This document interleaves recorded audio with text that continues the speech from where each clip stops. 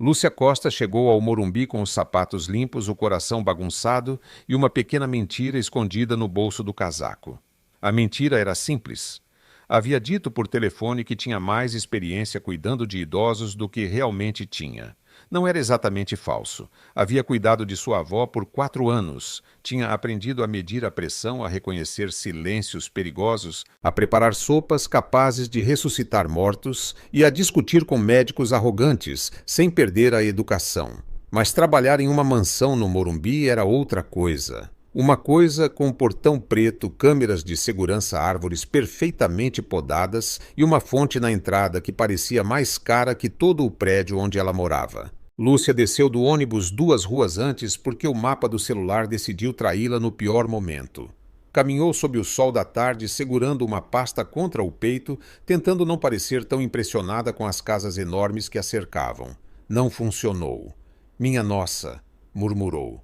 Aqui até os arbustos parecem ter advogado. Quando chegou ao número indicado, o portão estava aberto. Isso lhe pareceu estranho. Também lhe pareceu uma bênção, porque não encontrava a campainha e já estava suando de nervoso. Entrou com cuidado, como quem entra em um museu, onde tudo pode quebrar só de respirar errado. Foi então quando viu um homem estava ao lado de um carro preto elegante, brilhante demais, para pertencer a uma pessoa normal. Tinha a camisa branca arregaçada até os antebraços, o cabelo escuro ligeiramente despenteado e uma expressão de tédio tão perfeita que parecia ensaiada em frente ao espelho. Estava limpando uma pequena mancha no para-brisa com um pano. Lúcia parou. Ele levantou o olhar. Durante 2 segundos ninguém falou. E durante esses 2 segundos Lúcia cometeu o primeiro erro da tarde. Pensou que era um motorista. Não porque ele tivesse aparência de motorista, na verdade ele tinha aparência de homem que poderia comprar o carro, a rua e provavelmente demitir o prefeito por chegar atrasado, mas estava ao lado do carro, estava limpando o para-brisa. E ela precisava que alguém lhe explicasse onde diabos ficava a entrada principal.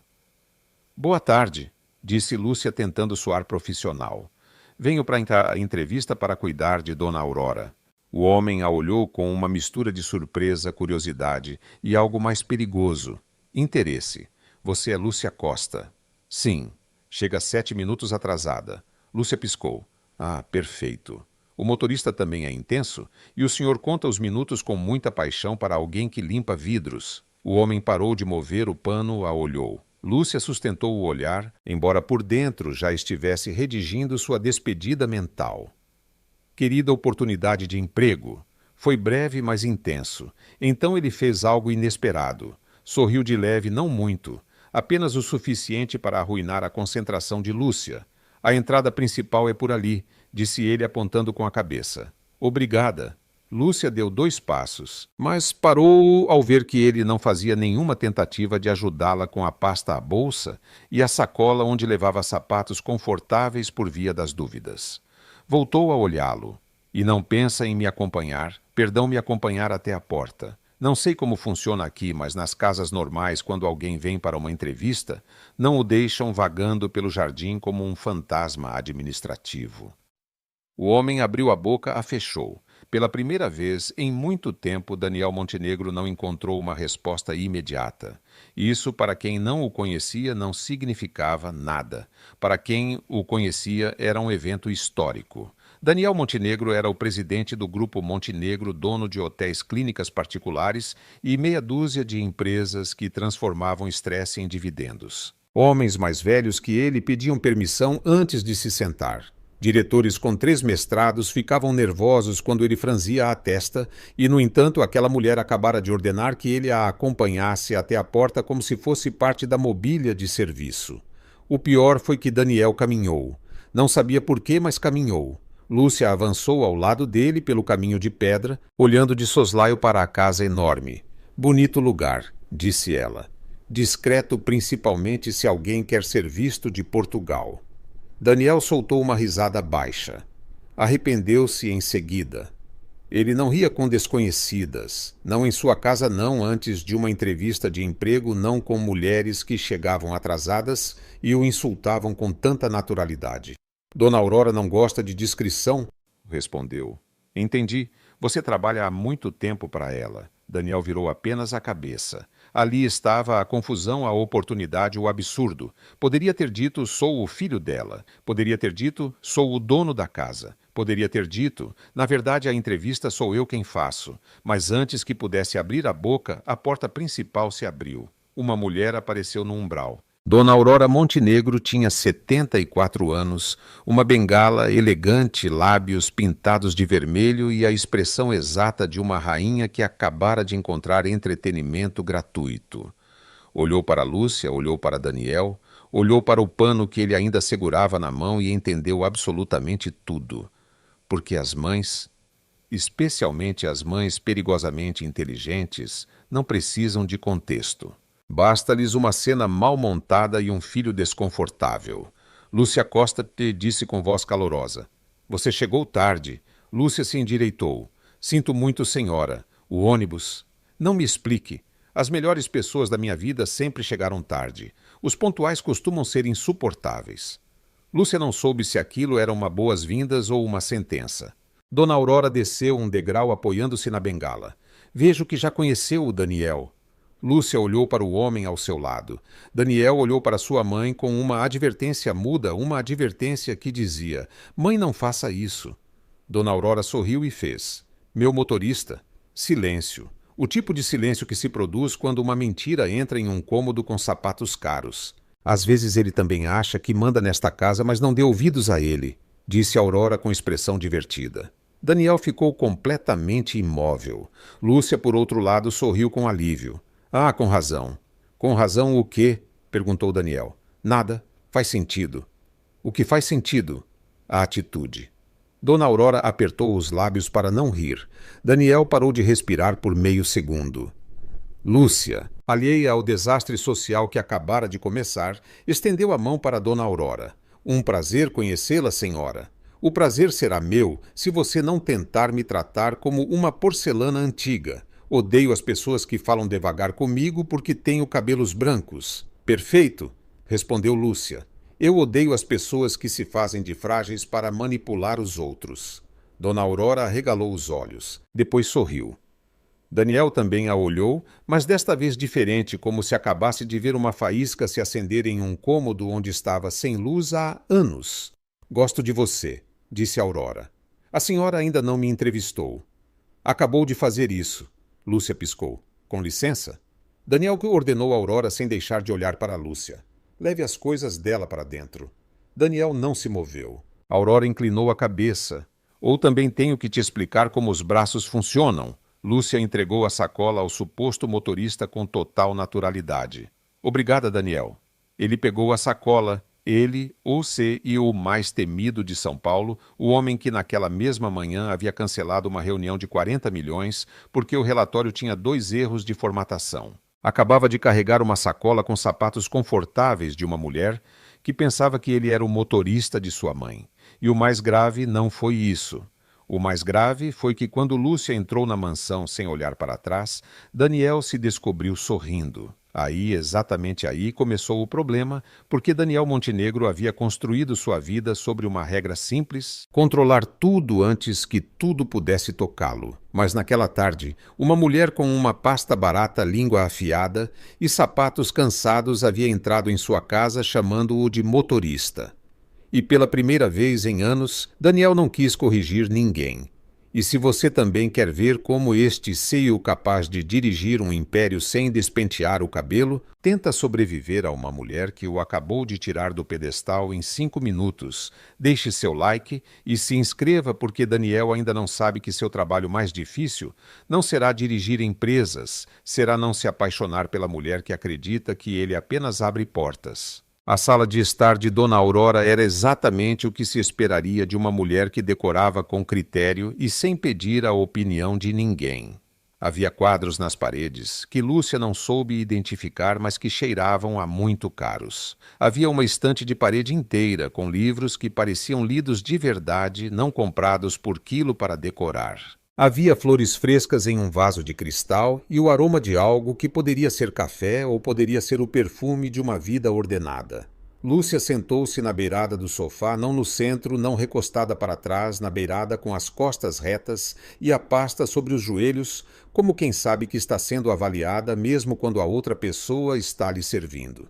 Dona Aurora serviu chá ela mesma, sem chamar ninguém. Isso agradou a Lúcia. Daniel se apoiou no batente da porta sem se sentar. Cruzou os braços, a observou. Lúcia o notou. Claro que o notou, mas decidiu ignorá-lo com a eficiência de quem já ignorou coisas mais complicadas que um homem atraente com cara de juiz. Então, disse Aurora, sentando-se à sua frente com a elegância de quem nunca teve pressa. Conte-me por que eu deveria te contratar. Lúcia respirou.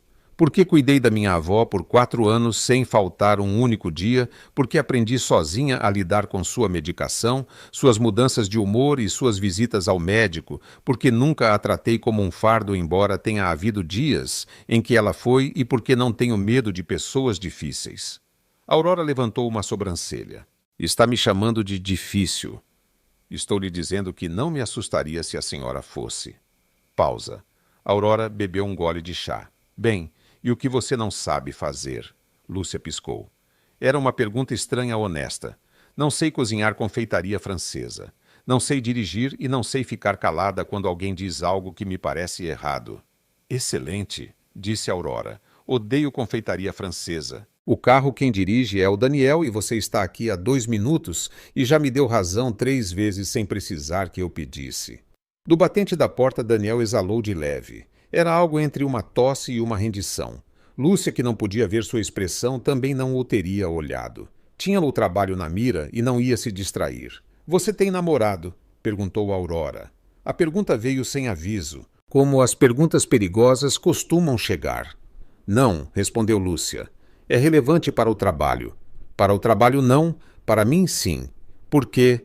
Porque as pessoas com parceiros sempre têm a cabeça em outro lugar. E eu preciso de alguém que esteja aqui de verdade, não alguém que mande mensagens escondida no banheiro. Não tenho parceiro e não mando mensagens escondida em lugar nenhum, disse Lúcia. Embora se o trabalho exigir, eu aviso antes de ir ao banheiro. Aurora soltou uma risada curta, genuína, daquelas que não se fabricam. Daniel, de seu canto, também sorriu. Desta vez não se arrependeu porque havia algo naquela mulher que desorganizava a ordem das coisas. Não era sua beleza, embora fosse inegável, era a forma como falava direta, sem medo, sem tentar agradar demais, como se soubesse que seu valor não dependia da aprovação de ninguém naquela sala. Uma pergunta, disse Lúcia, olhando para Aurora. A senhora realmente precisa de uma cuidadora ou quer companhia? Aurora não respondeu imediatamente. Qual é a diferença? Uma cuidadora faz o que lhe mandam. Uma companhia escuta, discute, ri e às vezes diz que não. Se o que a senhora precisa é da primeira, posso fazer o trabalho. Se o que precisa é da segunda também. Mas quero saber o que estou aceitando. Silêncio. Um silêncio diferente do anterior. Mais pesado, mais honesto. Aurora deixou a xícara sobre a mesinha. Meu filho acha que preciso de vigilância? Disse em voz baixa. Eu acho que preciso de alguém que não me trate como se eu já estivesse meio morta. Então sou a pessoa certa, disse Lúcia. Porque a mim me parece que a senhora está mais viva que a maioria das pessoas que conheço. Foi então que Daniel se afastou do batente da porta, atravessou a sala lentamente e se sentou. Pela primeira vez, desde que Lúcia havia chegado, ocupou espaço na conversa de outra maneira, não como árbitro, como alguém que queria ouvir. Por que deixou sua avó? Perguntou com uma voz mais baixa que antes, sem dureza apenas a pergunta. Lúcia o olhou. Porque ela morreu, respondeu simplesmente. E quando isso aconteceu, fiquei sem trabalho, sem casa, e com a certeza de que faria tudo de novo se pudesse. Fez uma pausa breve. Estou há 3 meses com o aluguel no limite. Estou pagando também parte do aluguel do apartamento da minha mãe, que vive sozinha desde que meu pai foi embora, e tenho pendente um curso de auxiliar de geriatria que ainda não posso pagar. Disse isso sem drama, com a mesma simplicidade com que se descrevem os fatos, quando já os digerimos. Por isso preciso deste trabalho, não como desculpa, como realidade. Ninguém disse nada. Aurora olhou para seu filho. Daniel olhou para Lúcia. Lúcia olhou para a xícara de chá que ninguém lhe havia oferecido ainda. Sirva-lhe um chá, disse Aurora a Daniel com o tom de quem não sugere, mas decide. E Daniel ceiou de terno caro. E agenda impossível. Levantou-se, pegou o bule e serviu uma xícara para a mulher que pensava que ele era seu empregado. Há momentos na vida que não parecem importantes quando ocorrem. Momentos pequenos domésticos quase invisíveis. Uma xícara de chá servida pela pessoa errada no momento inesperado. Ninguém sabe nesse instante que esse gesto minúsculo vai mudar tudo. O trabalho é seu, disse Aurora. Lúcia levantou o olhar. A senhora não quer ver minhas referências. Já as vi quando... Aurora sorriu com a calma de quem sempre leva vantagem. Antes de você chegar, claro. Sou velha não tola. Mas queria ver como você era pessoalmente. Os papéis dizem o que se quer que digam. As pessoas dizem a verdade quando acreditam que ainda estão sendo avaliadas. Lúcia a olhou fixamente. E se eu tivesse falhado no teste? Então você estaria pegando o ônibus de volta com uma xícara de bom chá no estômago e sem ter perdido seu tempo. Lúcia assentiu devagar. Gosto de você, dona Aurora. Claro que gosta de mim. Sou encantadora. Daniel, que já viu o pata. Havia voltado para sua cadeira, olhou para o teto com a expressão de alguém que convive há 74 anos com isso e ainda não encontrou a resposta certa. Lúcia começou a trabalhar no dia seguinte. Chegou pontualmente. Desta vez o mapa do celular cooperou. Sua rotina com Aurora ficou estabelecida rapidamente. Café da manhã às 9 horas, leitura ou conversa pela manhã, almoço leve, soneca curta, passeio pelo jardim, se o corpo permitisse, e jantar tranquilo, sem rigidez de hospital, sem o tom de quem cuida de alguém que está prestes a quebrar. Aurora agradeceu sem dizer. Dizia de outra forma, deixando que Lúcia a contradissesse sobre a ordem dos medicamentos, quando tinha razão convidando-a para sentar ao seu lado em vez de mandá-la esperar na cozinha, pedindo sua opinião sobre os livros que lia. Isso era muito, vindo de Dona Aurora. O problema, ou melhor, o elemento complicador de toda essa história era Daniel. Daniel Montenegro aparecia na mansão de forma irregular. Às vezes chegava ao meio-dia direto de alguma reunião com o nó da gravata afrouxado e o telefone colado à orelha. Às vezes aparecia à noite e tarde sem avisar. Às vezes trabalhava de um escritório que Lúcia nunca tinha visto, mas que supôs existir em alguma ala da casa que ainda não havia explorado. O que Lúcia sabia era isto: cada vez que Daniel estava na casa, algo mudava no ar. Não saberia explicar com precisão. Era como quando a pressão baixa antes da chuva. Não há água ainda, mas o corpo já sente. E como ela continuava acreditando que ele era o motorista, o tratava em conformidade. No terceiro dia, enquanto tentava mover uma cômoda do quarto de Aurora para outra parede, porque a luz me bate diferente, e já não gosto. Lúcia enfiou a cabeça pelo corredor e encontrou Daniel lendo no salão. Daniel. Ele levantou o olhar do documento que revisava. Poderia me ajudar com algo. Pausa. Depende do quê? Uma cômoda. É pesada e não quero quebrar minhas costas. Daniel olhou para o documento, olhou para Lúcia. Tomou uma decisão que nenhum de seus diretores teria entendido. Onde? A cômoda pesava o que as cômodas velhas pesam demais, com o peso adicional de tudo o que acumularam dentro, sem que ninguém se desse ao trabalho de esvaziá-las primeiro. Lúcia descobriu isso quando tentou levantá-la por um lado, e o móvel se recusou a se mover com a dignidade de algo que está há décadas no mesmo lugar. Daniel entrou no quarto, avaliou a situação e pegou o lado mais pesado sem dizer nada, para outra parede. Indicou Lúcia, perto da janela. Está bem. Mover a cômoda foi um exercício de coordenação silenciosa. Duas pessoas que não se conheciam movendo-se em um espaço reduzido com o peso de um móvel entre elas e a obrigação de não pisar nos pés um do outro. Lúcia olhava para o móvel. Daniel olhava para o móvel. Em algum ponto do trajeto, suas mãos se encontraram no mesmo ângulo da cômoda. Nenhum mencionou, mas os dois sentiram. Aí, disse Lúcia quando chegaram ao local indicado. Soltaram o móvel. Daniel se endireitou e olhou para as mãos, as palmas levemente avermelhadas. Nunca havia movido um móvel em sua vida adulta. Tinha pessoas para isso. Tinha toda uma estrutura empresarial projetada para que ele nunca tivesse que carregar nada que não fossem decisões. Obrigada. disse Lúcia, avaliando o resultado com olho crítico. Embora agora que vejo talvez ficasse melhor um pouco mais para a esquerda. Daniel a olhou. Você está brincando? Só uns 20 centímetros. Lúcia. Sim. A cômoda pesa aproximadamente o mesmo que uma decisão de fusão empresarial. Lúcia o olhou sem entender totalmente a referência, mas captou o tom. Está bem, deixemos assim. Daniel exalou. Lúcia já ia em direção à porta quando se virou. Ah, e Daniel, se tiver tempo esta tarde, Aurora quer que você vá ao mercado. Precisa de umas coisas e eu tenho que ficar com ela enquanto o médico não chega. Ele piscou. Eu não vou ao mercado. Por que não? Porque fez uma pausa. Porque não faz parte das minhas responsabilidades. Lúcia o olhou com uma expressão que dizia: que homem estranho. E quais são suas responsabilidades exatamente? Daniel abriu a boca, a fechou. Tinha 42 respostas possíveis, todas corretas, todas impossíveis de dar naquele momento, sem revelar quem era.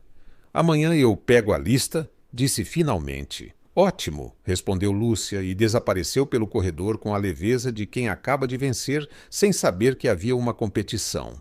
Há um tipo específico de derrota que não dói, que na verdade resulta curiosamente satisfatória. Daniel Montenegro estava descobrindo à tarde, mas com uma eficiência que o teria impressionado em qualquer outro contexto.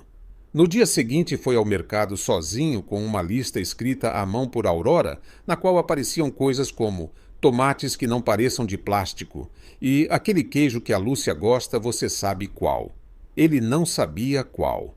Teve que perguntar na banca de queijos quanto a Tadacho, a autoridade de alguém acostumado a negociar contratos e a completa ignorância de alguém que nunca havia comprado queijo na vida.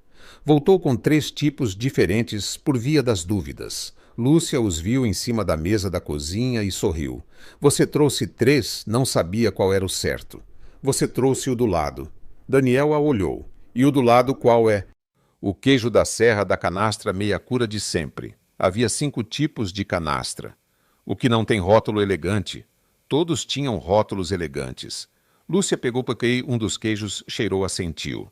Este é o certo. Como você sabe. Porque cheira a queijo de verdade, não a marketing.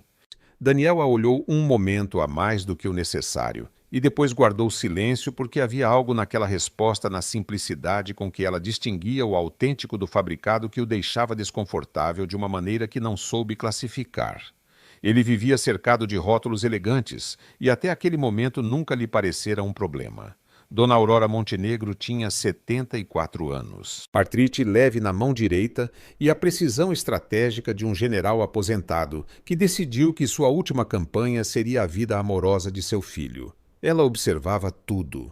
Observava como Daniel aparecia na cozinha em horários onde antes nunca havia aparecido, como suas reuniões telefônicas, que antes fazia caminhando pelo jardim com passo largo e olhar no infinito, agora as fazia na sala, onde podia ver o corredor pelo qual Lúcia transitava. Observava como ele parava de olhar o celular quando ela entrava no cômodo. Para uma mulher que havia visto seu filho crescer na frieza conveniente de quem decide que os sentimentos são um risco de gestão, isso era equivalente a fogos de artifício. A operação começou com sutileza. Estou com dor de cabeça, anunciou Aurora uma tarde com expressão de sofrimento moderado. Preciso de ibuprofeno e água e talvez algo para acompanhar. Já te trago, disse Lúcia se levantando. Não que o Daniel traga. Você descansa um momento. Está o dia todo de pé. Lúcia piscou. Eu estou bem de verdade. Lúcia, disse Aurora com o tom de quem não discute. Sente-se. Lúcia se sentou. Aurora chamou Daniel com a mesma autoridade com que devia tê-lo chamado quando tinha 8 anos e havia quebrado algo caro. Daniel chegou, avaliou a situação e foi buscar o ibuprofeno com uma resignação que já começava a lhe aparecer costume. Quando voltou com o copo de água e o comprimido, Aurora olhou para Lúcia. Você não acha que o Daniel tem cara de homem que precisa que alguém arruíne a vida dele com amor? Lúcia engasgou com o próprio chá. Daniel ficou com o copo na mão olhando para sua mãe com uma expressão que pedia socorro legal. Mãe, o que foi é uma observação. É uma agressão. Observações incômodas são a coisa mais honesta que existe. Lúcia, recuperada do engasgo, conseguiu articular. Eu acho que o Daniel tem cara de homem que preferiria não estar nesta conversa. Exatamente, disse ele. Isso também é um sintoma. Apontou Aurora, tomando o comprimido com uma elegância que desmontava qualquer argumento de que realmente lhe doía a cabeça. Para quem estiver acompanhando o placar em casa. E Aurora, um Daniel 0 Lúcia, ainda sem entender que está jogando. A operação continuou dias depois com um jantar informal. Informal significava no vocabulário de Aurora que ela havia mandado chamar o cozinheiro às 3 da tarde para preparar algo simples, que incluía 3 pratos pão artesanal e uma sobremesa que exigiu 40 minutos de elaboração. Jantaremos os 3, anunciou como se fosse a coisa mais natural do mundo. Somos poucos nesta casa e não faz sentido que cada um coma por seu lado. Daniel, que naquela tarde tinha uma chamada com investidores em Nova York, olhou para o relógio. Aurora olhou para ele. A chamada foi adiada. O jantar foi na mesa grande da sala de jantar que Aurora ordenou que pusessem, sem tanta cerimônia, e que ainda assim tinha velas, flores e uma garrafa de vinho que Lúcia reconheceu como cara pelo simples fato de não ter preço no rótulo. Os vinhos sem preço são sempre os mais caros. Você toma vinho? Perguntou Daniel com a garrafa na mão. Um pouco, respondeu Lúcia, embora eu admita que não sei nada de vinhos. Melhor, disse ele. Os que sabem demais não aproveitam. Ela o olhou. Ele já estava servindo com a atenção na taça. Aurora observava de sua cadeira com a expressão de quem assiste a um espetáculo que esperava há semanas. Durante o jantar falaram de coisas pequenas dos livros que Aurora estava lendo. De um vizinho que havia plantado uma árvore que tirava a luz do jardim da cidade do barulho, de como São Paulo havia mudado.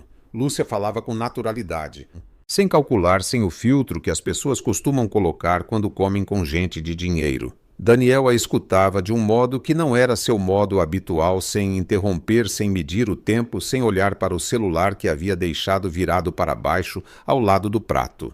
De onde você é? Ele perguntou em algum momento entre o primeiro e o segundo prato. De Vila Matilde. Por quê? Por nada.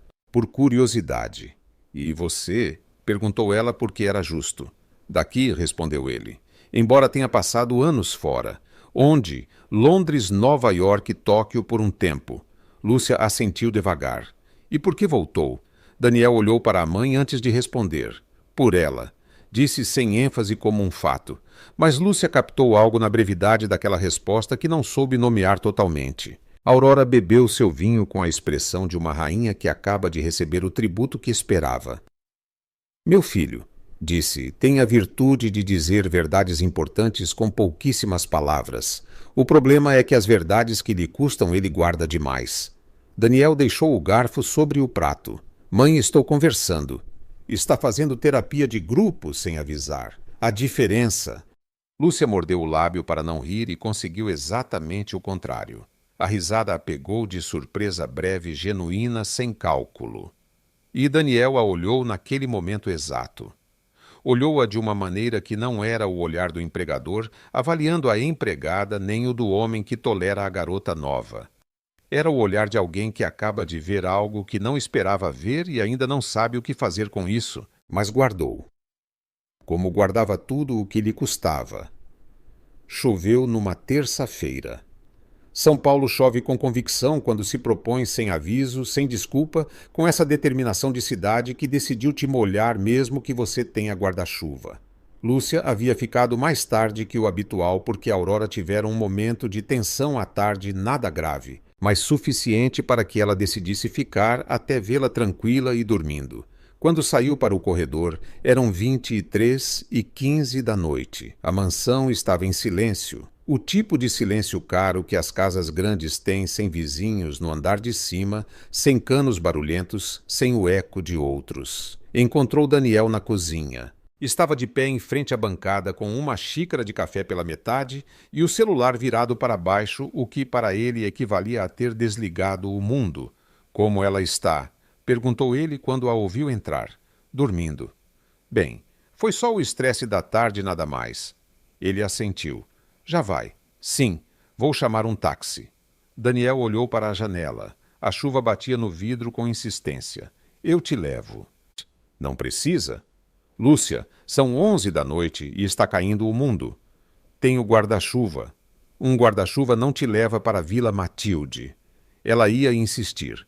Tinha toda a estrutura mental preparada para insistir, mas havia algo na forma como ele disse, sem generosidade calculada, sem o tom de quem faz um favor esperando agradecimento, que fez a resistência dela afrouxar. Está bem, disse ela. Obrigada.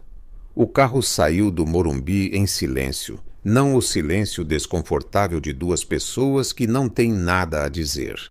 O outro tipo, o silêncio que se produz entre pessoas que poderiam falar, mas escolhem não fazê-lo porque o momento está bom como está. Lá fora chovia. As luzes de São Paulo se refletiam no asfalto molhado, multiplicadas, distorcidas, transformadas em algo mais parecido com um quadro do que com uma cidade. Lúcia olhava pela janela. Posso te perguntar uma coisa? Disse depois de um tempo. Sim. Por que você continua aqui na casa? Digo, você não parece o tipo de pessoa que mora com a mãe. Daniel manteve a vista na estrada. A Aurora tem seus dias difíceis. Prefiro estar perto. E sua vida você não tem. Não sei, uma vida própria fora daqui. Ele demorou um momento. Tenho trabalho. Trabalho não é a mesma coisa. Não, admitiu. Não é a mesma coisa. Lúcia voltou a olhar a chuva. Eu perdi minha avó e por meses não soube o que fazer com o tempo livre. Toda a minha rotina girava em torno dela, e de repente não havia nada para organizar. Era estranho, como se o ar ocupasse mais espaço do que deveria. Daniel não respondeu imediatamente. E agora? Agora estou aqui, disse ela com um meio sorriso, que é outra forma de dizer que ainda não tenho resposta, mas pelo menos tenho algo para fazer de manhã. Ele virou a cabeça por um momento em direção a ela, só um segundo, mas nesse segundo a viu de verdade, cansada, honesta, sem o escudo da profissionalidade que usava durante o dia. Uma mulher que carregava coisas sem se queixar e que tinha a coragem de admiti-lo sem dramatismo. Voltou a vista para a estrada. Meu pai morreu há 6 anos, disse sem que ninguém lhe tivesse perguntado. E eu demorei 3 para parar de trabalhar como se pudesse recuperar o tempo que não estive.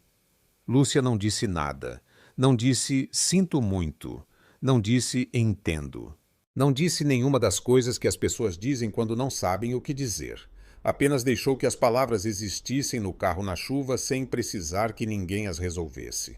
Isso foi sem que Daniel soubesse ainda exatamente o que ele precisava.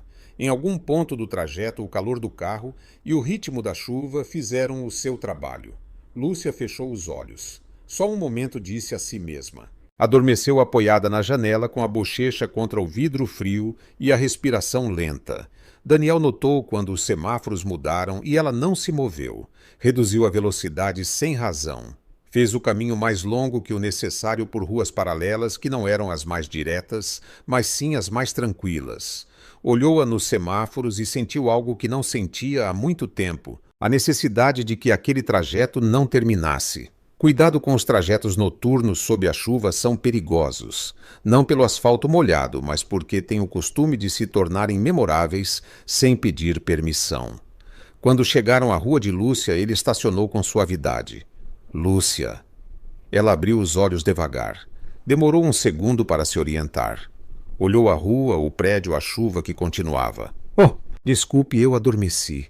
Eu sei. Ela se endireitou ligeiramente envergonhada. Que pouco profissional. Você passou semanas cuidando da minha mãe de noite e de dia. Acho que você merece. Ela o olhou e, pela primeira vez desde que chegara àquela mansão, não soube o que responder. Obrigada por me trazer, disse finalmente. Boa noite, Lúcia. Ela saiu do carro e abriu o guarda-chuva. Antes de fechar a porta, virou-se. Daniel, sim. Você é estranho para ser motorista. Ele abriu a boca e esteve prestes. Esteve a um segundo de dizer, Lúcia, há algo que tenho que te dizer. Mas ela fechava a porta do carro, já abria o guarda-chuva por completo, já atravessava a rua correndo sob a chuva com aquela pressa leve de quem não sabe que acabou de interromper algo importante. Ele ficou com as palavras na boca, guardou-as como guardava tudo o que lhe custava. Ele esperou até que ela desapareceu dentro do prédio, e então ficou um momento com as mãos no volante olhando a chuva, sabendo exatamente em que momento havia perdido o controle, e sabendo também com uma clareza incômoda que tivera a oportunidade de ser honesto e a deixara passar. O doutor. André Novaes chegou numa quinta-feira de manhã. Era o geriatra de Aurora Jovem para a especialidade, com o sorriso fácil de quem aprendeu que os pacientes mais velhos respondem melhor ao calor do que à eficiência e o tipo de aparência arrumada que as mães mencionam sem querer quando falam de um bom partido. Não era o médico habitual. O habitual estava de férias e Novaes era seu substituto. Chegou às 11 horas, examinou Aurora com paciência e profissionalismo.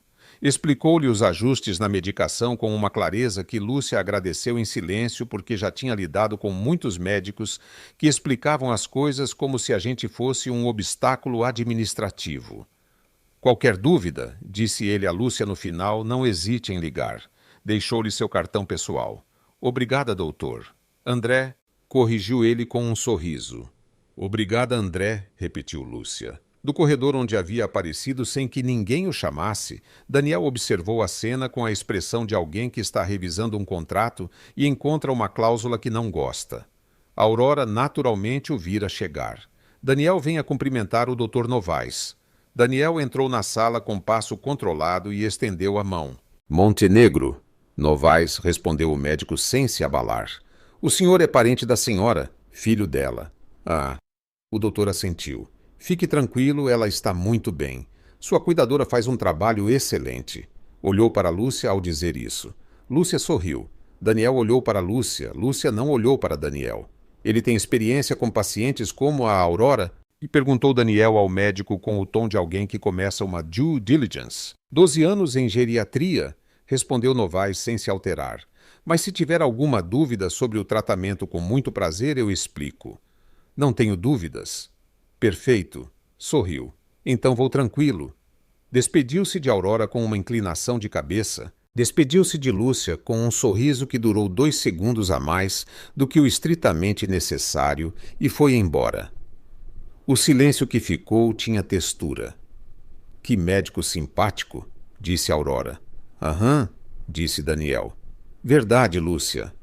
Muito claro explicando as coisas, respondeu Lúcia, guardando o cartão no bolso do avental. Daniel olhou para o bolso. Ele te deu o cartão pessoal dele. Para qualquer dúvida sobre a medicação. O médico habitual tem um telefone de consultas. O médico habitual está de férias. Para isso existem os serviços de plantão. Lúcia o olhou com uma expressão tranquila. Daniel, há algum problema? Pausa. Não. Ótimo. Lúcia virou-se para a Aurora. A senhora aceita um chá ou prefere descansar um pouco antes do almoço? Chá, respondeu Aurora, olhando para o filho com a expressão de uma mulher que há 74 anos entende os homens. E talvez um biscoito para celebrar que o doutor Novaes deixou boas notícias. Daniel ficou parado no meio da sala. Aonde você vai? Perguntou Aurora. Trabalhar. Você está aqui há 20 minutos. Tenho coisas pendentes. Daniel, querido, você está com cara de homem a quem acabaram de estacionar o coração em zona proibida.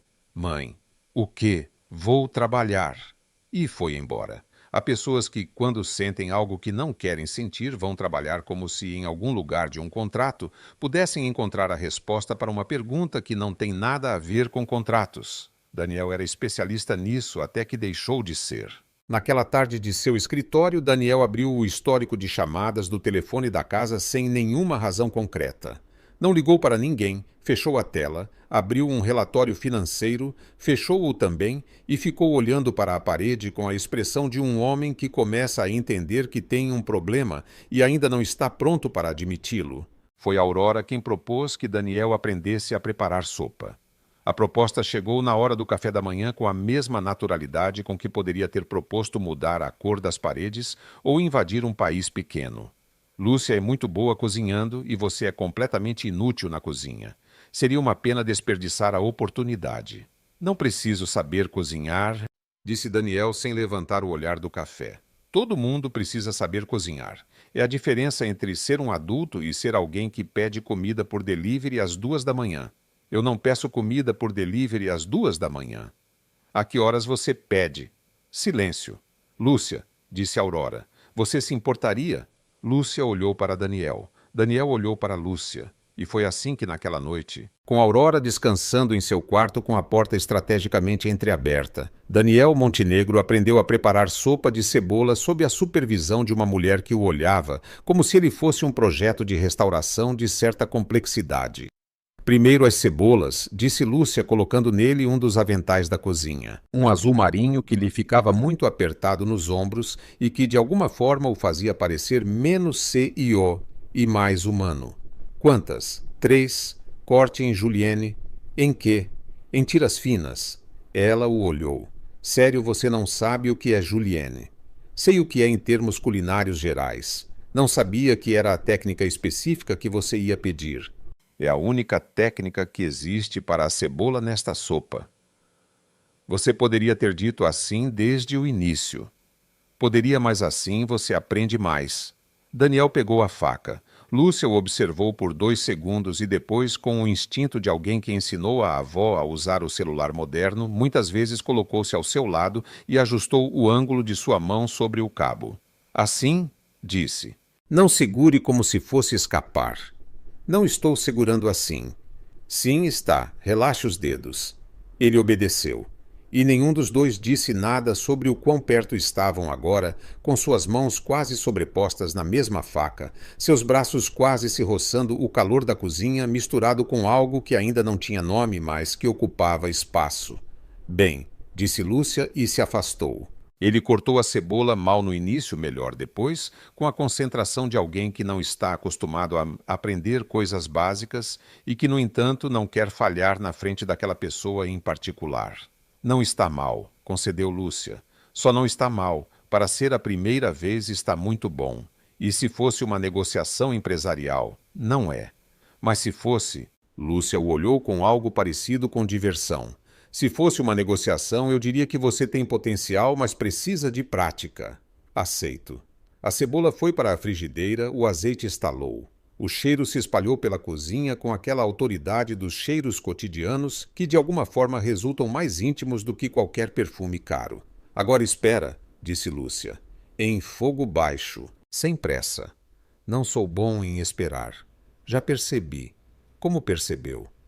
Porque você está há 30 segundos olhando para a frigideira como se pudesse acelerar o tempo com o olhar. Daniel exalou algo que era metade risada e metade rendição. Você é sempre assim. Assim como... direta.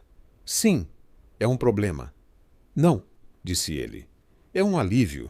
Ela o olhou. Não disse nada, mas algo mudou no peso do silêncio, como quando o vento muda de direção antes que alguém note.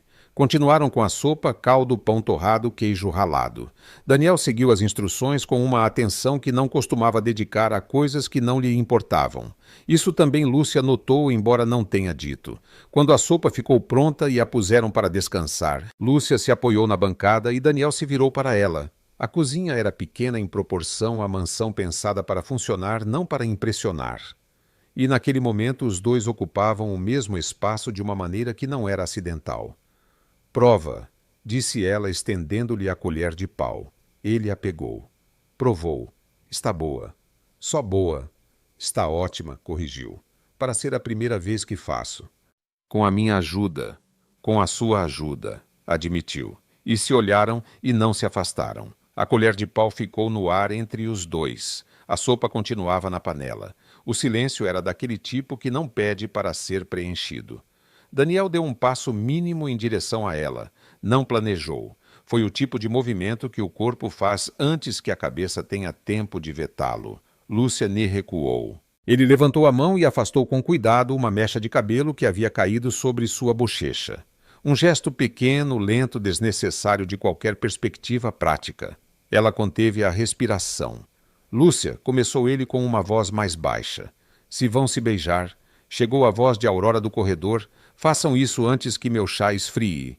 Lúcia deu um passo para trás. Daniel fechou os olhos por exatamente 3 segundos. Seu chá está na mesinha de cabeceira? Gritou em direção ao corredor. Pode estar frio? Não está frio. Não sei daqui. Lúcia já estava do outro lado da cozinha, ocupadíssima em verificar se a panela precisava de algo que não precisava. Vou levar o chá para ela, disse sem olhar para Daniel. O chá está lá por via das dúvidas. E saiu da cozinha com a velocidade de alguém que decidiu que o melhor plano é não ter nenhum. Daniel ficou sozinho em frente à panela de sopa, olhou para a colher de pau, olhou para a porta por onde ela havia saído. Há momentos que ficam pela metade que são interrompidos justamente onde mais doem e que por essa mesma razão nunca são esquecidos. Os sinais estiveram lá o tempo todo. Lúcia entenderia depois. Claro, a gente sempre entende depois.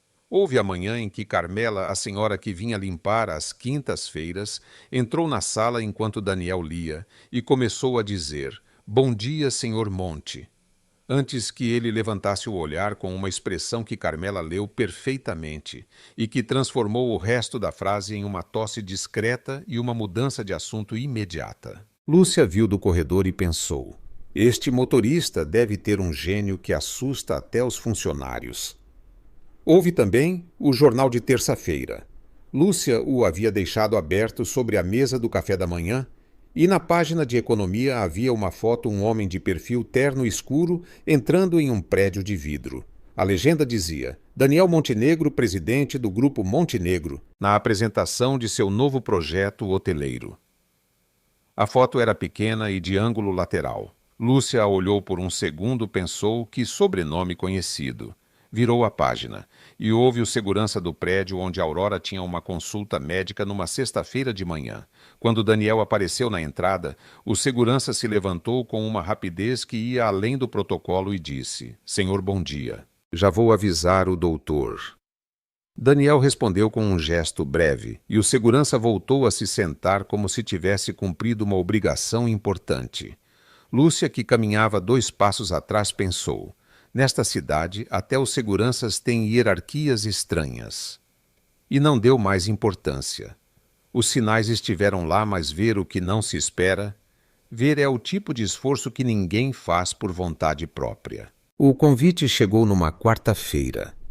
Gala Beneficente Fundação Montenegro. Sexta-feira, 21h. Teatro Municipal. Aurora mostrou-o a Lúcia com a expressão de quem apresenta uma oportunidade de negócio irrecusável. "Você me acompanhará." "Dona Aurora, isso é um evento de gala. Eu não tenho. Tenho um vestido que nunca usei. Era de uma amiga que já não existe e que me deixou porque sabia que eu saberia quando usá-lo." Lúcia olhou o vestido quando Aurora o mostrou. Era azul escuro com a profundidade do mar à noite, de linhas simples, mas feito com o tipo de tecido que cai diferente. "Eu não posso usar o vestido da sua amiga." "Claro que pode. Ela era uma mulher prática. Teria odiado que ficasse em um armário. Além do mais, o Daniel não vai. Daniel tem seus compromissos. Eu vou com você." O que Aurora não mencionou com a elegância de quem omite informação de maneira estratégica era que Daniel sim estaria naquela gala, só que chegaria por conta própria com suas obrigações de presidente da fundação e que encontrar Lúcia ali não seria exatamente uma coincidência. Era o plano mais ambicioso que Aurora havia executado em toda a operação e o executou com a serenidade de quem leva 74 anos, aprendendo que a paciência é a única forma de poder real. O Teatro Municipal era exatamente o tipo de lugar que não deixa ninguém indiferente. Lúcia entrou de braço dado com Aurora, com o vestido azul e sapatos emprestados que apertavam ligeiramente, mas que aguentariam a noite, e sentiu pela primeira vez em muito tempo que era invisível da melhor maneira possível. Parte da paisagem, não o centro de nada. Gostou dessa sensação. Conheceu pessoas cujos nomes não reconheceu, mas cujos trajes valiam mais que seu aluguel de 3 meses. Manteve conversas breves, amáveis, sem pretender pertencer. Cuidou de Aurora com a discrição de sempre. Tudo ia bem. E então o apresentador pediu silêncio. "Senhoras e senhores, com vocês o presidente da Fundação Montenegro, Daniel Montenegro." Lúcia levantou o olhar e o viu. de terno escuro e impecável com aquela autoridade natural que ela havia notado desde o primeiro dia, mas que havia arquivado mentalmente sob motorista com atitude excessiva. Ele subiu ao palco. Todos aplaudiram. E Lúcia não aplaudiu porque suas mãos haviam parado de receber instruções do cérebro. Ele falou palavras sobre a fundação, sobre o trabalho do ano, sobre os projetos futuros. Fez isso com a mesma calma com que fazia tudo, sem esforço visível, sem precisar da aprovação do silêncio para continuar. E enquanto falava em algum momento, procurou entre o público e encontrou Lúcia. Por uma fração de segundo, a compostura perfeita se quebrou. Só um segundo só para ela. Mas Lúcia já lhe estava processando nuances. Estava processando o inventário completo das últimas semanas.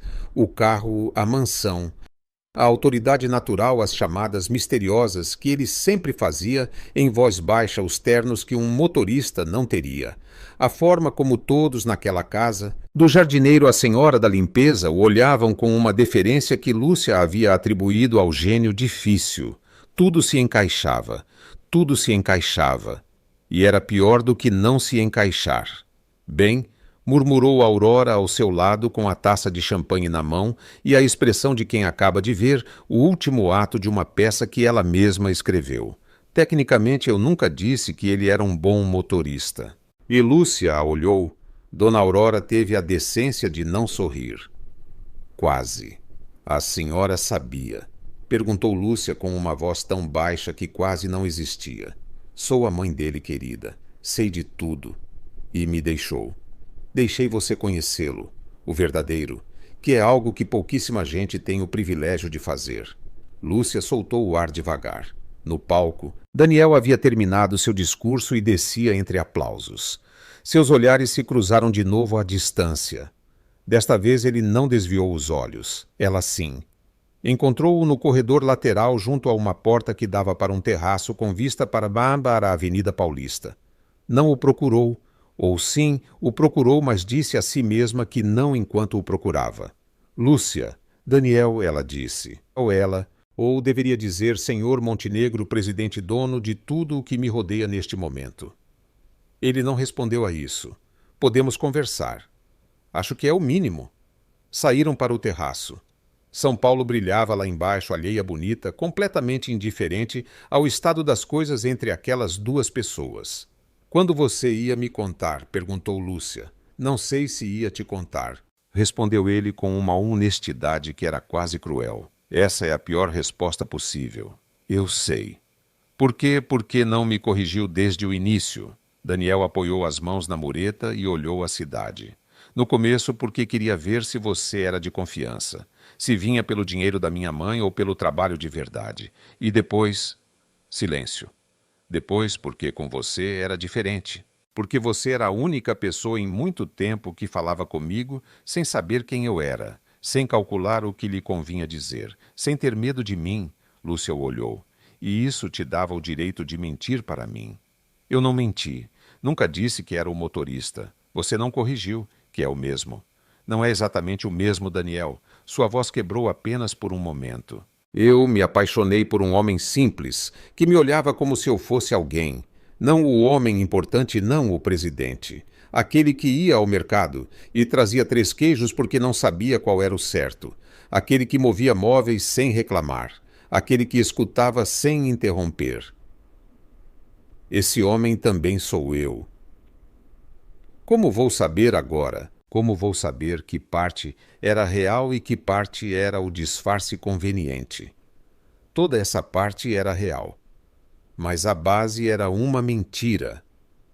A voz dela saiu mais alta do que queria. Você me deixou apaixonar por uma versão de você que construiu sobre um mal-entendido que você decidiu manter. Isso não é liberdade. Daniel é uma armadilha. Ele não respondeu porque não tinha resposta. Porque ela tinha razão e ele sabia disso há semanas e havia escolhido não fazer nada, porque o que tinha com ela era o mais próximo da paz que havia sentido em anos e não queria perder. Eu me demito, disse Lúcia.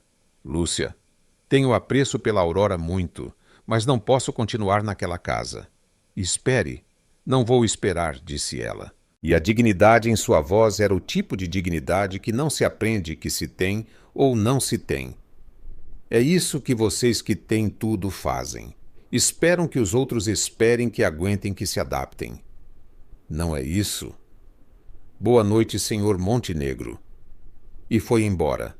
Sem correr, sem dramatismo, com aquele passo firme de quem tomou uma decisão que dói, mas que não vai desfazer.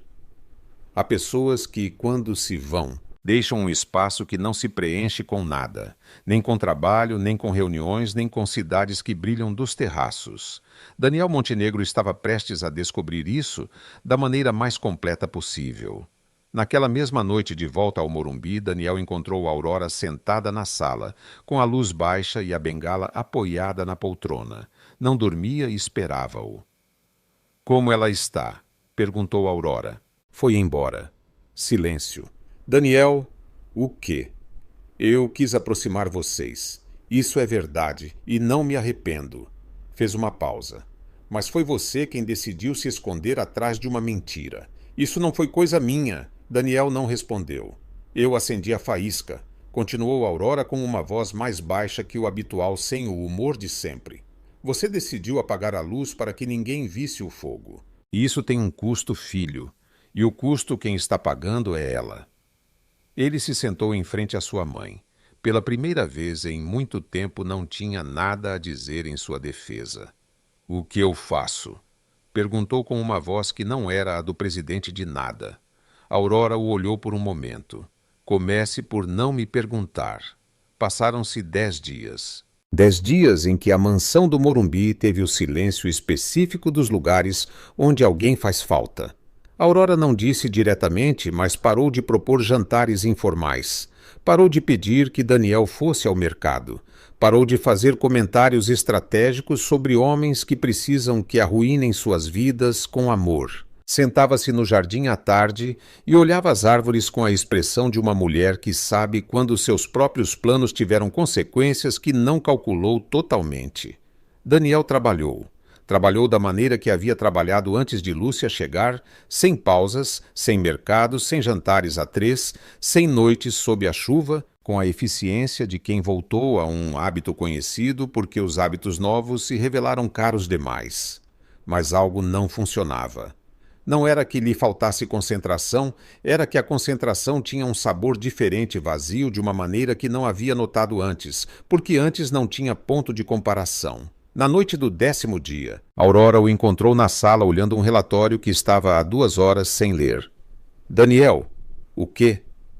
O que você está esperando? Ele não respondeu. Você cometeu um erro, não o primeiro, provavelmente não o último. Mas este tem solução se você agir antes que ela decida que não tem. Fui procurá-la, disse ele em voz baixa. A Aurora levantou a cabeça. Quando, esta manhã, ela não estava em casa. A vizinha dela me disse que ela trabalha em uma clínica de segunda a sexta e eu não vou aparecer no trabalho dela para fazer uma cena. Por que não? Porque não é o que ela precisa. Ela precisa do quê? Daniel deixou o relatório sobre a mesa. Precisa que eu vá sem o sobrenome, sem o carro, sem a mansão por trás. Só eu. Aurora o olhou por um momento. Depois disse com uma suavidade que não usava frequentemente. Bem, então vá. Era sábado. Lúcia estava no mercado de seu bairro, aquele que conhecia de memória, o que tinha a banca de queijos, onde não havia rótulos elegantes, mas uma senhora chamada Dona Cida, que estava há 30 anos no mesmo lugar e sabia o nome de seus clientes. Estava escolhendo tomates quando ouviu seu nome. Virou-se. Daniel estava a 3 metros dela, sem terno, com uma camisa simples, calça jeans, o cabelo ligeiramente bagunçado como se tivesse vindo caminhando. Sem celular na mão, sem assistente, sem nada que o identificasse como o homem cujo sobrenome aparecia na imprensa econômica. Só ele. Lúcia o olhou. Não quero cenas, disse. Não vim fazer uma cena. Então ele deu 2 passos em direção a ela. Parou a uma distância razoável, a distância de alguém que não quer invadir, mas que precisa ser ouvido. Você tem razão em tudo o que disse, começou. Não há como argumentar o contrário porque não há. Eu mantive algo que não devia e fiz isso por razões que eram minhas, não suas, e isso não foi justo. Lúcia não disse nada. Mas preciso que saiba de uma coisa. Fez uma pausa. Não preciso que me perdoe hoje. Não vou pedir isso. Só preciso que saiba que o único momento em que fui verdadeiramente eu foi quando você pensava que eu não era ninguém. O mercado continuava, as pessoas passavam. Dona Cida, de sua banca, olhava com o interesse discreto de alguém que já viu muitas coisas em 30 anos de mercado. Eu fui ao mercado só para ver o que minha mãe pedia. Continuou Daniel. Não soube qual era o queijo certo. Tive que perguntar. Fui à farmácia de madrugada porque a Aurora precisava, não porque alguém me exigia. Movi aquela cômoda porque você me pediu e porque queria fazê-lo. Nada disso tinha a ver com quem eu sou no trabalho ou quanto vale meu sobrenome. Eu sei, disse Lúcia em voz baixa. Ele a olhou. Eu sei, repetiu ela. Por isso dói mais. Pausa. Porque me apaixonei por essa parte. E quando descobri que havia mais, que havia todo o resto, não soube se a parte pela qual me apaixonei era real ou era o lado que você escolhia mostrar quando era conveniente. É real, disse ele. É a única parte que é. Como eu sei? Você não sabe ainda, admitiu, mas eu poderia te dar tempo para comprovar. Lúcia o olhou fixamente. O sol da manhã caía de lado. Aquele sol branco e honesto dos sábados de inverno que não embeleza nada, mas mostra as coisas como são. E Daniel, naquele sol sem terno, nem sobrenome, nem mansão por trás, era exatamente o mesmo homem que havia movido uma cômoda sem reclamar e trazido 3 queijos porque não sabia qual era o certo. E a Aurora? Perguntou Lúcia, porque precisava dizer algo enquanto organizava o que sentia. Ela me mandou não voltar sem uma resposta, disse ele. Que tipo de resposta? Qualquer uma que seja honesta. Lúcia deixou os tomates na banca. Preciso de tempo, disse. Não como desculpa, como realidade. Eu sei. E se tentarmos de novo, tem que ser diferente. Sem disfarces, sem omissões convenientes. De acordo. E você vai me ensinar a fazer aquela sopa de cebola sozinho sem que eu te ajude para saber se você aprendeu de verdade. Algo se afrouxou na expressão de Daniel, uma tensão que estava há 10 dias instalada em cada músculo de seu rosto. Eu pratiquei, disse ele. Quantas vezes? 4. E a terceira vez quase ficou boa. E a quarta? A quarta eu fiz bem. Uma pausa. Embora tenha demorado 40 minutos a mais do que as cebolas deveriam demorar. Lúcia conteve a respiração por um segundo e depois sorriu. Não um sorriso grande, não uma rendição imediata. Uma pequena daquelas que não se planejam. E ele a viu e aguardou como guardava tudo o que importava. Naquela tarde na cozinha de Aurora, com a senhora instalada em sua poltrona favorita da sala. Com a discrição cênica de quem finge não estar ouvindo tudo, Daniel preparou sopa de cebola, sozinho, com as cebolas em julienne, que já sabia cortar com o caldo, que já sabia quando adicionar com o pão torrado e o queijo gratinado, que desta vez não precisou que ninguém lhe explicasse. Lúcia sentou-se no banquinho da cozinha e o observou. Não interveio, não corrigiu, apenas olhou. E o que viu não foi o presidente de nenhuma fundação, nem o dono de nenhum grupo empresarial. Viu um homem que havia aprendido a esperar a cebola caramelizar em fogo lento, o que era, se a gente parasse para pensar, uma forma bastante honesta de dizer que havia aprendido a não ter pressa. Quando a sopa ficou pronta, ele a colocou sobre a mesa, 2 pratos. Sentou-se em frente a ela. Provaram em silêncio. Está boa, disse Lúcia. Só boa. Está ótima, corrigiu com o mesmo eco exato da noite na cozinha. Para alguém que fez sozinho, com a sua receita, com a minha receita e as suas mãos, que não é a mesma coisa. Ele a olhou. Não, admitiu. Não é a mesma coisa. E na sala, Aurora tomou seu chá com a expressão de uma rainha que ganhou a última batalha de uma longa guerra. Finalmente, murmurou para ninguém ou talvez para sua amiga, que nunca chegou a usar o vestido azul. Quase morri antes de ver meu filho se comportar como um ser humano. Não aconteceu naquela noite nem na seguinte. O tempo que Lúcia havia pedido não era decoração, era real. E Daniel o respeitou com a mesma concentração que havia aprendido a dar às cebolas, sem pressa, sem forçar. Houve jantares, houve conversas que começavam com Aurora e terminavam quando ela se retirava às 10 com sua bengala e sua discrição calculada entre os dois sozinhos. Houve passeios pelo jardim num domingo à tarde que se estenderam mais do que o previsto, porque nenhum fez o gesto de voltar para dentro. Houve também um momento em que suas mãos se encontraram sem pretexto de cômoda, nem faca, nem receita. Foi numa tarde de fevereiro no jardim, quando Lúcia se levantou do banco para pegar o livro que lhe havia caído e Daniel o pegou ao mesmo tempo. Seus dedos se tocaram sobre a capa, e desta vez nenhum os afastou. Lúcia, disse ele. Daniel, respondeu ela, e nada mais foi necessário. A primeira vez que se beijaram foi no corredor do andar de baixo à noite, quando Lúcia se despedia e ele a acompanhava até a porta como havia começado a fazer sem que ninguém pedisse. Ela se virou para dizer boa noite. Ele estava mais perto do que o habitual. Não disse nada. Ela também não. Ele apoiou a mão com cuidado em sua bochecha, com a palma quente e os dedos que mal roçavam seu cabelo, e a olhou por um segundo inteiro que valeu por muito tempo. E a beijou devagar, sem urgência, sem o tipo de pressa de quem quer chegar a algum lugar com a calma de quem já está onde queria estar. Lúcia fechou os olhos e respondeu porque o corpo, quando finalmente recebe permissão para fazer o que leva semanas querendo, não precisa que ninguém lhe explique como. A noite em que ela ficou foi em março. Aurora tivera uma semana difícil, nada grave, mas cansativa, e Lúcia havia passado 2 noites seguidas ficando mais tarde. Daniel estava lá nessas 2 noites sem desculpa de trabalho, sem celular ligado.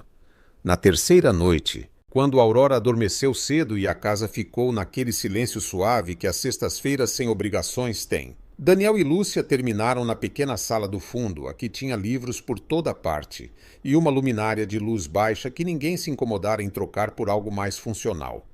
Estavam no sofá. Ela com um livro que não estava lendo, ele com o braço estendido pelo encosto perto, sem chegar a rodeá-la por completo, aquela distância que já não era desconforto, mas algo construído de propósito. "Está com frio?" ele perguntou. "Um pouco." Ele fechou o espaço que restava. Ela deixou o livro e foi natural como só são naturais as coisas que demoraram demais a acontecer. Ele a aproximou devagar com a mão em sua cintura e a outra em seu braço, e ela se virou para ele com a respiração já mudada, mais lenta e mais profunda ao mesmo tempo. "Eu quis fazer isso há muito tempo", disse ele em voz baixa, com a boca perto de sua têmpora. "Eu sei", respondeu ela. "Eu também." A luminária continuava acesa quando se beijaram desta vez, sem corredor, sem despedida, pendente sem razão para se apressar, nem razão para parar. Suas mãos encontraram as bordas das coisas que sempre haviam mantido à distância, o colarinho da camisa dele, a curva da cintura dela. Ele deslizou os dedos por suas costas com a concentração de alguém que decidiu que aquele momento merecia toda a sua atenção. Ela segurou a camisa dele e o aproximou mais sem cálculo, sem o medo que levara como um casaco por semanas. "Lúcia", disse ele com a voz tomada de uma maneira que não tinha nada a ver com o presidente de nada. "Estou aqui", respondeu ela simplesmente. E era verdade, estava ali completamente, com o coração acelerado e as mãos que já não tremiam de nervosismo, mas de outra coisa. Aquela temperatura que sobe devagar por dentro quando o corpo entende que está no lugar exato que precisava. Ele a deitou com cuidado como quem manuseia algo que importa. Ela o olhou de baixo com os olhos escuros e a respiração que já não tentava controlar. "Tem certeza?" perguntou ele. "Faz semanas que tenho certeza", disse ela. A luminária os deixou naquela luz baixa e honesta, e o resto daquela noite foi só deles. Há coisas que não precisam ser contadas para serem entendidas. Esta é uma delas. Pela manhã, a cozinha cheirava a café. Daniel o havia preparado sozinho, sem assistentes, sem instruções, com a cafeteira italiana que Lúcia lhe ensinara a usar numa terça-feira de semanas atrás, e que ele continuara usando depois, em silêncio, sem dizer a ninguém. Lúcia entrou com o cabelo solto e a mesma roupa do dia anterior, e a expressão de alguém que dormiu bem pela primeira vez em muito tempo. Café, disse Daniel apontando para a xícara que já estava servida. Obrigada, pegou. Sentaram-se na pequena mesa da cozinha e não disseram nada por um tempo, porque não era preciso, porque há tipos de silêncio que são o completo oposto do vazio. Aurora apareceu às 9 horas com sua bengala, seu hobby elegante e os lábios sem batom que era sua versão doméstica da informalidade. Viu as 2 xícaras, viu Lúcia com o cabelo solto, viu Daniel com aquela expressão que ela não via nele há anos. Não disse nada. Serviu-se de chá, sentou-se e depois, com a calma de quem pode se dar ao luxo de esperar o momento exato, perguntou: Alguém pode me explicar por que há 2 xícaras de café e apenas uma pessoa de pé? Mãe, disse Daniel. Estou perguntando sobre o café, Daniel, não sobre mais nada. Lúcia sorriu para a xícara. O café estava bom, disse. Se serve de contexto. Serve perfeitamente, respondeu Aurora, com a expressão de quem ganhou tudo o que queria ganhar sem ter tido que pedir nada. Epílogo. Um ano depois, Lúcia Costa entrou na mansão do Morumbi com um vestido cor de marfim, o cabelo preso de forma simples e as mãos tremendo um pouco. Não porque tivesse medo.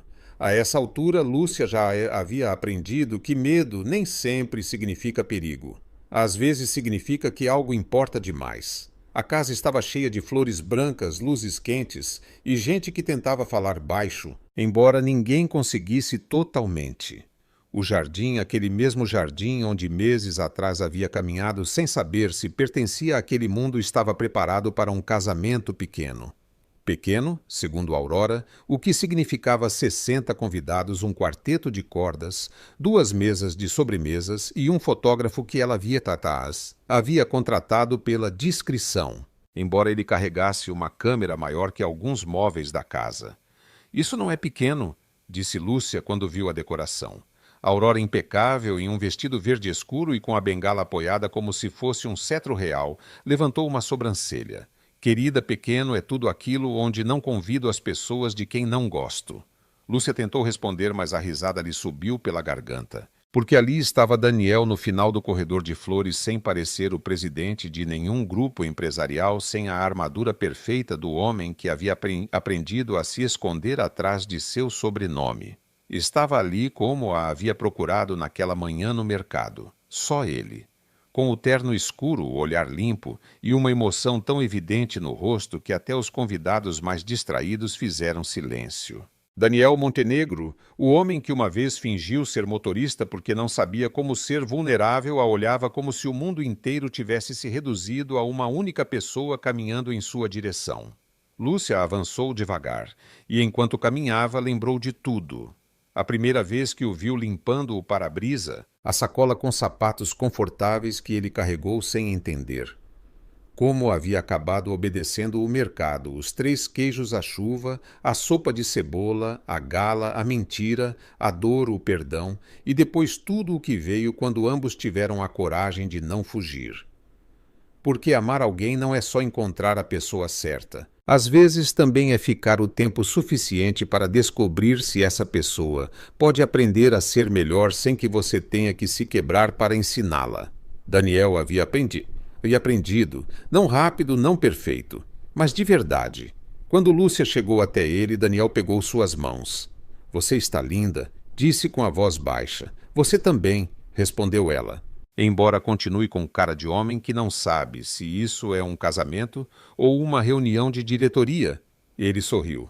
Estou mais nervoso que em qualquer reunião de diretoria. Bom, isso te faz humano. Você me faz humano. A Aurora da primeira fila levou uma mão ao peito. Finalmente ele diz algo decente sem que eu tenha que escrever o discurso, murmurou. O celebrante tossiu para recuperar o controle da cerimônia. Não conseguiu totalmente porque aquele não era um casamento solene de revista, era algo melhor. Era um casamento com uma mãe inteligente demais. Uma noiva que havia chegado àquela casa acreditando que só precisava de um emprego e um noivo que precisou perdê-la para entender que a verdade não se negocia, não se administra e não se adia como uma reunião incômoda. Quando chegou o momento dos votos, Daniel tirou um papel dobrado do bolso. Lúcia arregalou os olhos. Você escreveu votos? Sim. Não pareça tão surpresa, Daniel. A primeira vez que você fez sopa, quase negociou com uma cebola. Os convidados riram. Ele também. Depois olhou para o papel, respirou fundo e começou. Lúcia, quando você chegou a esta casa, eu acreditava que tinha tudo sob controle. Meu trabalho, minha família, meu tempo, minhas emoções. Tudo ordenado, tudo medido, tudo longe do risco. E então você apareceu 7 minutos atrasada, insultando minhas habilidades com para-brisas e me pedindo para carregar uma sacola como se eu não tivesse absolutamente nada mais importante para fazer. Lúcia baixou o olhar, sorrindo. E a verdade é que eu não tinha... Continuou ele. Não naquele momento. Não comparado com o que você ia trazer para que use a minha vida. Você me ensinou que esperar não é perder tempo, que cuidar não é controlar, que amar não é se proteger o tempo todo e que uma sopa de cebola pode ser mais honesta que qualquer discurso empresarial. Aurora assentiu com solenidade. Isso é verdade. Daniel a olhou. Mãe, perdão. Continue. Os convidados riram de novo. Daniel voltou o olhar para Lúcia. Prometo não me esconder de você. Prometo dizer a verdade mesmo que me custe. Prometo aprender o que tiver que aprender mesmo que envolva cozinha, mercados ou instruções que não entendo. E prometo lembrar todos os dias que a melhor parte de mim não apareceu quando todos me aplaudiam em uma gala, mas quando você me olhou como se eu fosse simplesmente o Daniel. Lúcia já tinha os olhos brilhantes. Quando chegou sua vez de falar, não tirou nenhum papel. Nunca precisou. Daniel, eu cheguei a esta casa procurando um emprego. Nada mais. Precisava pagar o aluguel, ajudar minha mãe e encontrar uma forma de seguir em frente depois de perder minha avó. Eu não vinha procurando amor. Na verdade, se alguém me dissesse que eu ia me apaixonar por um suposto motorista com complexo de imperador romano, eu teria pegado outro ônibus. Daniel apertou os lábios para não rir. Mas aconteceu, disse ela. Eu me apaixonei pelo homem que trazia 3 queijos, porque não sabia qual era o certo pelo que movia móveis, mesmo que se notasse que jamais havia movido um pelo que escutava, quando eu falava das coisas que me doíam. E depois me doeu descobrir que havia mais por trás. Me doeu muito. A emoção pairou sobre o jardim como um manto suave. Mas também aprendi algo, continuou Lúcia. Que uma pessoa pode errar e ainda assim escolher mudar. Que o amor não apaga a ferida, mas pode construir algo honesto depois dela. E que você, Daniel Montenegro, quando para de tentar controlar o mundo, é o homem mais terno, teimoso e desesperadoramente adorável que já conheci. Isso último é discutível, murmurou Aurora. Não é discutível, respondeu Lúcia sem desviar os olhos de Daniel. Aurora sorriu, Daniel também. Então prometo caminhar com você, disse Lúcia. Sem disfarces, sem omissões convenientes, sem mentiras elegantes. Mas com café pela manhã, sopa de cebola quando fizer frio e a liberdade de te dizer toda vez que for necessário que você está agindo como um CEO insuportável. Aceito essa cláusula, disse Daniel. Ainda não era para responder. Perdão. O celebrante decidiu avançar antes de perder definitivamente o comando da cerimônia. E alguns minutos depois, quando Daniel e Lúcia disseram sim, a casa inteira pareceu respirar diferente. Não foi um beijo exagerado. Foi lento profundo com a calma de quem não está começando da fantasia, mas de algo muito mais difícil e muito mais bonito, a verdade. Aurora chorou. Claro que negou ter chorado. É alergia às flores, disse enquanto uma lágrima escorria por sua bochecha. Ninguém se atreveu a contradizê-la. A festa durou até a noite. Houve música, risadas, brindes, um discurso de Aurora que começou como bênção familiar e terminou como ameaça elegante para qualquer um que fizesse Lúcia sofrer. Agora você é minha nora, disse na frente de todos, levantando a taça. Isso significa que Daniel continua sendo meu filho, mas você tem prioridade se ele se tornar um idiota. Mãe, estou fazendo justiça preventiva. Lúcia riu tanto que teve que apoiar uma mão na barriga. Daniel notou. Não disse nada naquele momento, mas a olhou e ela soube que ele havia entendido. Mais tarde, quando os convidados já tinham ido embora e a mansão ficara naquele silêncio quente que as casas têm, depois de uma celebração, Daniel encontrou Lúcia na cozinha. A mesma cozinha, a da sopa, a do café, a do chá, supostamente frio de Aurora. Lúcia estava descalça com o vestido de noiva, levantado um pouco para não arrastá-lo pelo chão, comendo um pedaço de pão com queijo como se não tivesse acabado de se casar com um dos homens mais ricos de São Paulo. Daniel se apoiou no batente da porta. Minha esposa roubando comida na cozinha. Sua esposa está com fome. Havia um banquete inteiro há 1 hora. Sua esposa tem um tipo de fome muito específico. Daniel a olhou com uma atenção que se tornou mais suave. Lúcia, ela deixou o pão sobre o prato. Pela primeira vez em toda a noite pareceu nervosa. Há algo que eu queria te dizer antes, disse ela, mas não queria fazer isso na frente de todos nem transformar em espetáculo. Já tivemos espetáculo suficiente com a Aurora ameaçando metade da família. Daniel se aproximou devagar. O que foi? Lúcia respirou fundo, pegou a mão dele e a levou com cuidado até sua barriga. Daniel ficou imóvel. O mundo outra vez se reduziu a um pequeno silêncio. Não tenho certeza absoluta de como vamos explicar isso para sua mãe sem que ela mande comprar meia loja de bebês amanhã, disse Lúcia com um sorriso trêmulo, mas acho que vamos precisar de mais um quarto nesta casa. Daniel baixou o olhar para a mão apoiada em sua barriga. Depois voltou a olhá-la nos olhos. Você está? Lúcia assentiu. Sim. Daniel não falou. Por 3 segundos não conseguiu, e para quem conhecia Daniel Montenegro, isso continuava sendo um evento histórico. Depois soltou uma risada quebrada, emocionada e incrédula, e a abraçou com uma delicadeza quase desajeitada. Como se de repente Lúcia fosse o centro exato de tudo o que era frágil e sagrado. Vamos ter um filho, sussurrou ele. Ou uma filha. Ou uma filha. E se sair com o gênio da sua mãe, a gente se muda. Se sair com o gênio da minha mãe dirá que é uma bênção para a humanidade. E o pior é que ela vai acreditar. Daniel riu contra o cabelo dela. Depois se separou um pouco e a beijou na testa, na bochecha, na boca. Beijos pequenos, desordenados, cheios de uma felicidade que não sabia se comportar. Obrigado, disse ele. Lúcia o olhou. Não me agradeça como se eu tivesse te enviado um relatório trimestral. Não sei o que dizer. Isso é novo. Estou aprendendo. Bom, porque você vai ter que aprender muitas coisas. Fraldas, mamadeiras, não dormir, não controlar tudo. Daniel fingiu pensar. Isso último parece mais difícil que as fraldas. E é. Do corredor ouviu-se um som. Ambos viraram a cabeça. Aurora estava na entrada da cozinha com seu hobby elegante, a bengala em uma mão e a expressão de quem não tinha ouvido nada, mas absolutamente nada exceto tudo. Mais um quarto? Perguntou. Lúcia fechou os olhos. Daniel murmurou. Estamos perdidos. Aurora avançou lentamente em direção a eles. Pela primeira vez não fez um comentário imediato. Olhou para Lúcia, olhou para Daniel e depois olhou para a mão dele ainda apoiada sobre a barriga dela. Seus olhos se encheram de lágrimas. Desta vez nem sequer tentou culpar as flores. Eu vou ser avó? Perguntou com uma voz menor que o habitual. Lúcia assentiu.